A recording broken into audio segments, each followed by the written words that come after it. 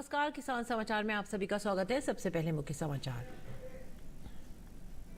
प्रधानमंत्री नरेंद्र मोदी ने पीएम सूरज राष्ट्रीय पोर्टल किया लॉन्च। वंचित समुदायों के 1 लाख उद्यमियों के लिए ऋण सहायता को दी मंजूरी।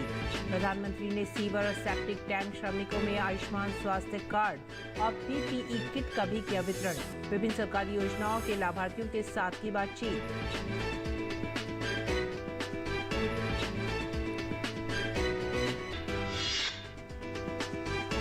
केंद्रीय सहकारिता मंत्री अमित शाह ने सहकारिता क्षेत्र से जुड़े 3 कार्यालयों के अति आधुनिक कार्यालयों का किया उद्घाटन। कहा, प्रधानमंत्री नरेंद्र मोदी के नेतृत्व में सहकार से समृद्धि की कल्पना से देश बढ़ रहा है आगे। प्राकृतिक खेती को बताया समय की मांग।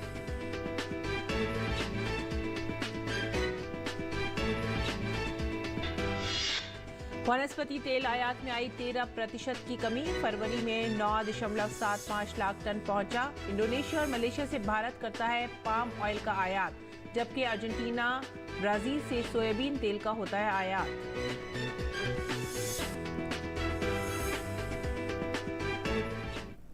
मुख्य समाचार के बाद खबरें विस्तार से।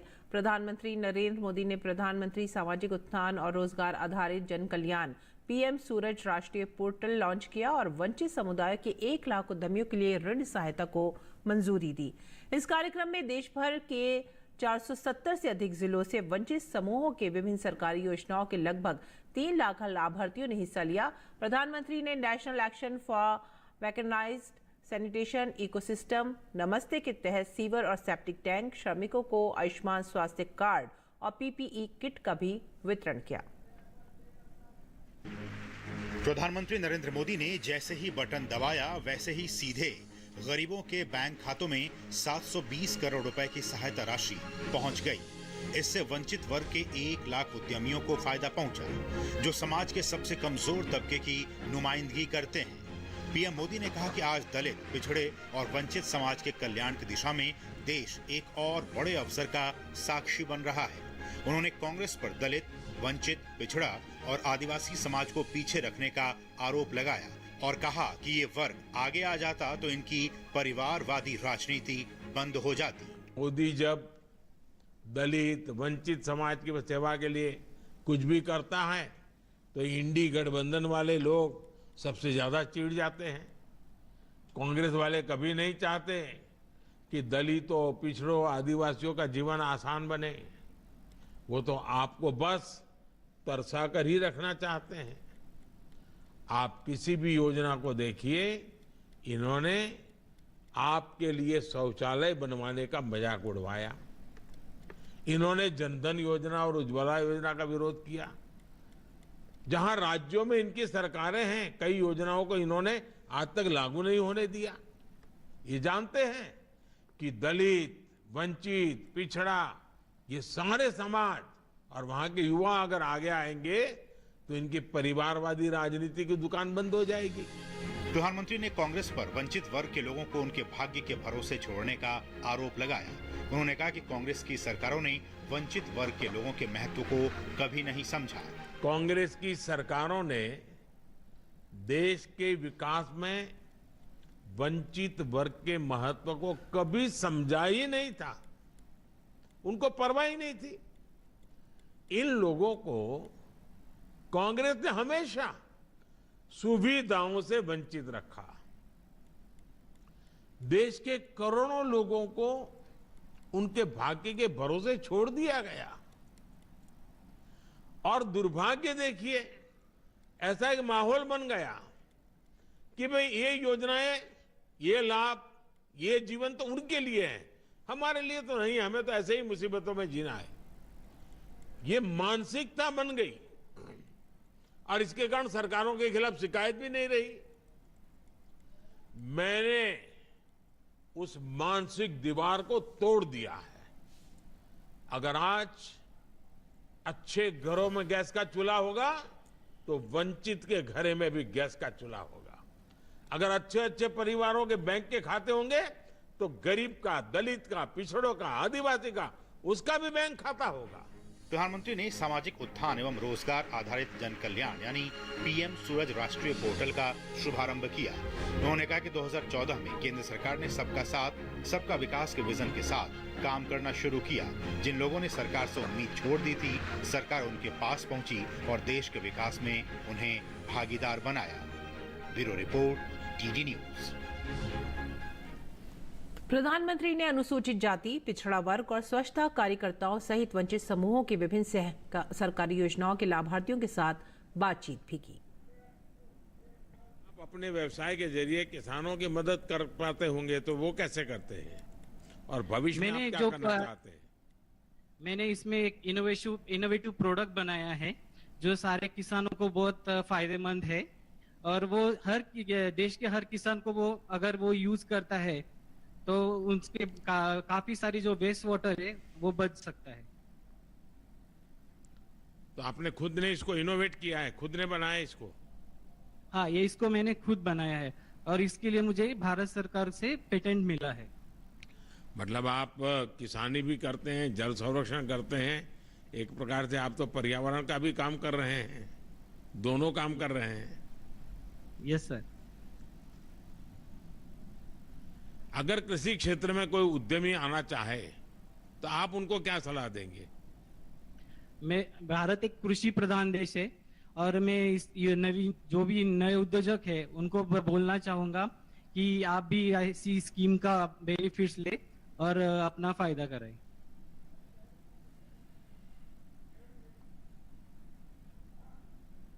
अगली खबर, सहकारिता क्षेत्र से जुड़े 3 कार्यालयों भारतीय बीज सहकारी समिति लिमिटेड BBSSL, राष्ट्रीय सहकारी ऑर्गेनिक्स लिमिटेड NCOL और राष्ट्रीय सहकारी निर्यात लिमिटेड NCEL के अत्याधुनिक कार्यालयों का उद्घाटन केंद्रीय सहकारिता मंत्री अमित शाह ने किया।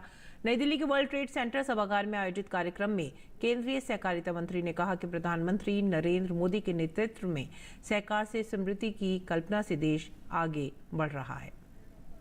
मोदी जी के नेतृत्व में सहकार से समृद्धि की कल्पना लेकर हम आगे बढ़े हैं और हमने मंत्रालय में शुरू में ही कहां-कहां गैप्स है और किस क्षेत्र में बढ़ोतरी करने से सारे गैप से एक और बढ़ पाएंगे और दूसरी ओर कोऑपरेटिव का व्याप बढ़ेगा, कोऑपरेटिव का टर्नओवर बढ़ेगा और मुनाफा बढ़ाकर किसान तक उसका मुनाफा पहुंचा पाएंगे। एक क्षेत्र को हमने शुरू में ही आइडेंटिफाई कर लिया था।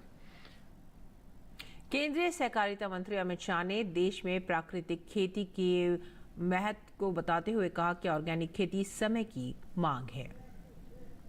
ऑर्गेनिक खेती की ओर, प्राकृतिक खेती की ओर किसान को ले जाना हमारे समय की मांग है। न केवल किसानों की समृद्धि के लिए, न केवल भूमि के संरक्षण के लिए, न केवल जल के बचाव के लिए, न केवल बाढ़ के उपाय के लिए, परंतु 130 करोड़ नागरिक और विश्व भर के लोगों के स्वास्थ्य के रक्षण के लिए भी ऑर्गेनिक प्रोडक्ट की बढ़ोतरी, इसका मार्केटिंग और उसकी पहुंच बढ़ाना, रीच बढ़ाना बहुत जरूरी है। अमित शाह ने कहा कि अगले 5 वर्ष में देश के सभी जिलों में भूमि तथा उत्पादों के परीक्षण के लिए लैब की व्यवस्था की जाएगी। देश भर में ऑर्गेनिक में भूमि परीक्षण और अनाज के प्रोडक्शन मतलब खेत उत्पाद के टेस्टिंग के लिए एक लेबोरेटरीज का जाला बनाने का भी कार्यक्रम हाथ में लिए हैं। 5 साल के अंदर इस देश का एक भी जिला ऐसा नहीं होगा जहां वो जिले में ऑर्गेनिक भूमि का और ऑर्गेनिक प्रोडक्ट का परीक्षण नहीं होता होगा। इस प्रकार का एक महत्वाकांक्षी कार्यक्रम लेकर हम आगे बढ़ेंगे। और अगली खबर, उद्योग आंकड़ों से मिली जानकारी के मुताबिक भारत में वनस्पति तेल आयात फरवरी में 13% घटकर लगभग 9.75 लाख टन रह गया है, जो एक साल पहले की समान अवधि में 11.14 लाख टन था। उद्योग संगठन solvent extractors association of India SEA का कहना है कि कुल आयात में खाद्य तेल का हिस्सा घटकर 9.67 लाख टन रह गया। गैर खाद्य तेलों का आयात भी एक साल पहले की समान अवधि के 16,000 6 टन से घटकर 7,000 टन रह गया है। नवंबर 2023 से फरवरी 2024 के दौरान वनस्पति तेलों का कुल आयात 21% घटा। बता दें कि इंडोनेशिया और मलेशिया से हम पाम ऑयल का आयात करते हैं, जबकि अर्जेंटीना और ब्राजील से सोयाबीन तेल का आयात होता है।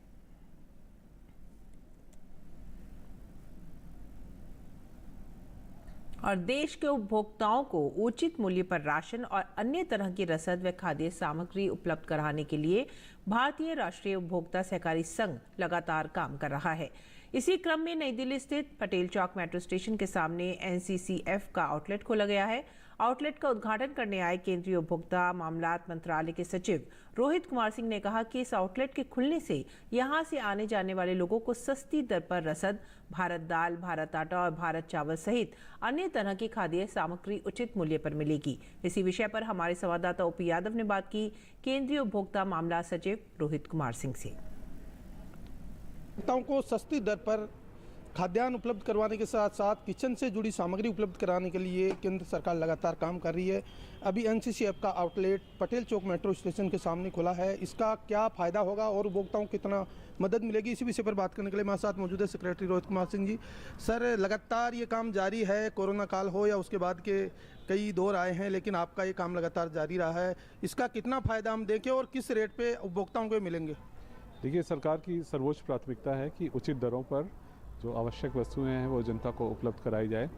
और पहली बार सरकार ने डायरेक्टली रिटेल में इंटरवेंशन शुरू किया है। तो रिटेल में जो आवश्यक वस्तुएं हैं, जिसमें दालें एवं अन्य चीज़ें हैं, उसको इस तरह के स्थान जहाँ पे फुटफॉल्स ज़्यादा है, मेट्रो स्टेशन सामने है, लोग आते जाते घर से ऑफिस आते जाते यहाँ खरीद सकते हैं, तो उससे इसकी अवेलेबिलिटी को व्यापक रूप से सुनिश्चित कराना यही उद्देश्य है। और जो दरें हैं इसकी, जैसे भारत दाल चने की 60 रुपये, बाकी दालें भी बाज़ार से सस्ती कीमतों पर उपलब्ध कराई जाएंगी ताकि उपभोक्ता को आसानी हो सके और सुलभता से उपलब्ध हो सके। क्या क्या सामग्री इसमें मुख्य रूप से है सर? तो इसमें भारत दाल जो कई प्रकार की हैं, उसके बाद मिलेट्स हैं, और ये इस तक सीमित नहीं रहेगी। तो NCCF is a business entity. अगर उनको लगता है कि उनके बिज़नेस में और कोई ऐसी चीज़ें हैं जिसको इसमें शामिल करके, क्योंकि जगह तो अब हो गई, अब इसकी वायबिलिटी बढ़ाने के लिए बाकी चीज़ें भी तो अच्छा ये है। और बहुत अन्य जगहों पे भी, मेट्रो स्टेशंस पे, अभी उस दिन कृषि भवन के अंदर भी इन्होंने लॉन्च किया। So the idea is to increase their reach, I think which they are doing successfully. Delhi से बाहर के उपभोक्ताओं को भी इसी का इंतजार है कि हर राज्य में हर जगह आउटलेट खोले, तो आपकी क्या रणनीति? तो आपकी जानकारी के लिए और आपके माध्यम से सबकी जानकारी के लिए, दिल्ली के बाहर भी ऐसे आउटलेट्स हैं और अभी आज तक 21,459 आउटलेट्स के माध्यम से ये भारत दाल उपलब्ध कराई जा रही है। इसमें मोबाइल आउटलेट भी हैं, इसमें फिक्स्ड आउटलेट भी हैं, और पूरे भारत के सभी राज्यों को मिला के 21,500 के आसपास आउटलेट्स के माध्यम से, और ये संख्या अभी और बढ़ेगी ताकि इसकी जो रीच है उसको और व्यापक बनाया जा सके। भारत दाल, भारत आटा, इस तरह से राष्ट्रीयता की भावना भी आती है और किचन में भी एक अलग तरह की फीलिंग आती है, क्या कहेंगे? अच्छा है, ऐसी फीलिंग आती रहनी चाहिए। Thank you. तो ये थे उपभोक्ता मामलात मंत्रालय के सचिव रोहित कुमार सिंह, जिनका मानना है कि एनसीसीएफ द्वारा शुरू किए गए इस आउटलेट के जरिए न केवल उपभोक्ताओं को सस्ती दर पे किचन की खाद्य सामग्री मिलेगी, बल्कि एक भारत श्रेष्ठ भारत की संकल्पना के तहत राष्ट्रीयता की भावना भी जगेगी। OP Yadav, DD news, Delhi. प्रधानमंत्री मोदी द्वारा शुरू की गई पीएम सूर्य घर मुफ्त बिजली योजना का लाभ अब देश के लोगों को दिया जाने लगा है। इसके लिए कई राज्य सरकारों के द्वारा आवेदन प्रक्रिया शुरू कर दी गई है। योजना के अंतर्गत देश के 1 करोड़ घरों को मुफ्त बिजली उपलब्ध कराई जाएगी। मध्य प्रदेश में लोगों को इस योजना का लाभ मध्य क्षेत्र विद्युत वितरण कंपनी ने देना शुरू कर दिया है। इस नई योजना में छत पर सौर ऊर्जा स्थापित करने और 1 करोड़ घरों के लिए हर महीने 300 यूनिट तक मुफ्त बिजली प्रदान की जाएगी।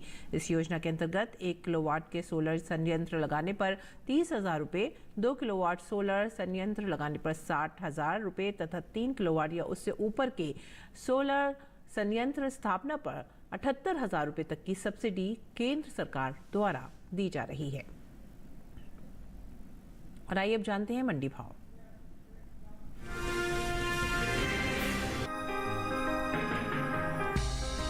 घरेलू स्तर पर इस साल सेब की पैदावार में बढ़ोतरी हुई है। कृषि एवं किसान कल्याण मंत्रालय की ओर से बागवानी फसलों के लिए जारी अंतिम अनुमान के मुताबिक साल 2021-22 में सेब की पैदावार 25,89,000 टन हुई है, जबकि बीते साल इस दौरान सेब की उपज 22,76,000 टन हुई थी। बुधवार को देश की ज्यादातर कृषि उपज मंडियों में सेब के सौदों में मिला जुला रुख देखने को मिला।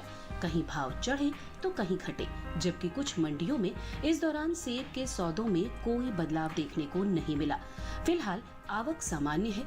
एग मार्केट के मुताबिक हरियाणा के गुरुग्राम मंडी में 12 मार्च को सेब का भाव रहा 7500 रुपए। 13 मार्च को इसके भाव में कोई बदलाव नहीं हुआ और भाव 7500 रुपए पर बना रहा। हिमाचल प्रदेश के कांगड़ा मंडी में इस दौरान सेब के सौदों में नरमी के साथ कारोबार हुआ। यहां 12 मार्च को सेब का भाव था 13,000 रुपए। 13 मार्च को इसके सौदे 1,000 रुपए लुढ़क कर 12,000 रुपए पर हुए। पंजाब की खन्ना मंडी में बीते 2 दिनों के दौरान सेब के भाव स्थिर रहे। यहां 12 और 13 मार्च को सेब 7,000 रुपए पर बिका। राजस्थान के उदयपुर मंडी में 12 मार्च को सेब 4,500 रुपए पर बिका। 13 मार्च को इसके सौदे 1,000 रुपए उछलकर 5,500 रुपए पर हुए। उत्तर प्रदेश की मंडियों में सेब के भाव की बात करें तो यहां बुधवार को अलीगढ़ मंडी में सेब का भाव रहा 7220 रुपए, गोरखपुर मंडी में भाव रहा 7250 रुपए, ललितपुर मंडी में सेब 7260 रुपए पर बिका, जबकि हाथरस मंडी में सेब के सौदे 7180 रुपए पर हुए। बात ताजा फलों की निर्यात की करें तो देश से होने वाले कुल फलों के निर्यात में इस साल बढ़त देखने को मिली है। एपीडा की ओर से जारी ताजा आंकड़ों के मुताबिक साल 2023-24 के लिए अप्रैल से दिसंबर महीने के दौरान कुल फलों का निर्यात 8 लाख टन के पार पहुंच गया है, जबकि बीते साल इस दौरान कुल फलों का निर्यात 6,46,000 टन का हुआ था।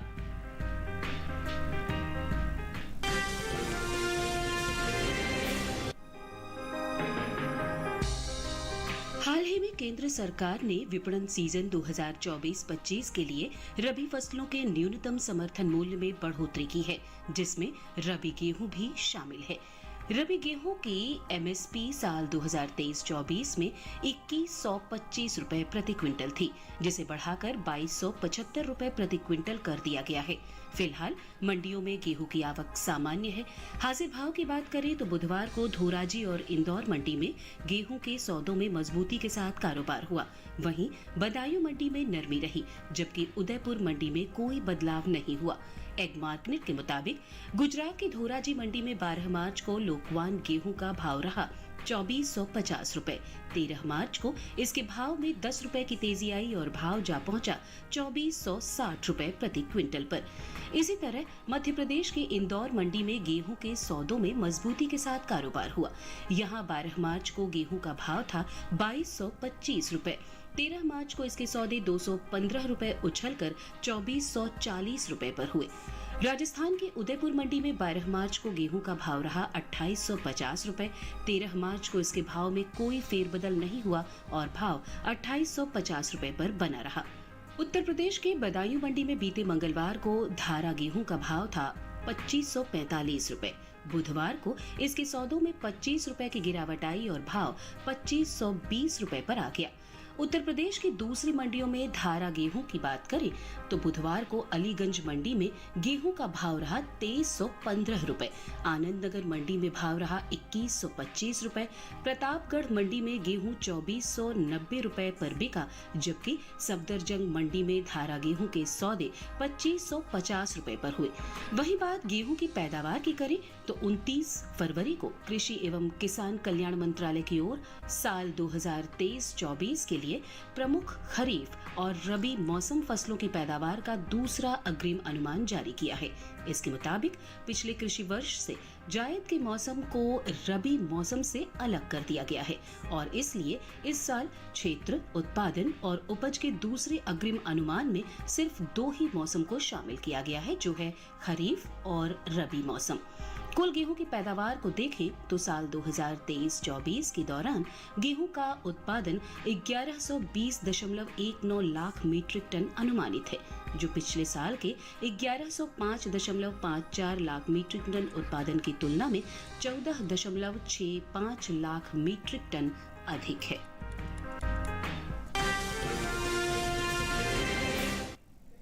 और आइए अब बात करते हैं मौसमी खेती की। किसान इस मौसम में कैसे रखें अपनी खेती का ख्याल, देखते हैं।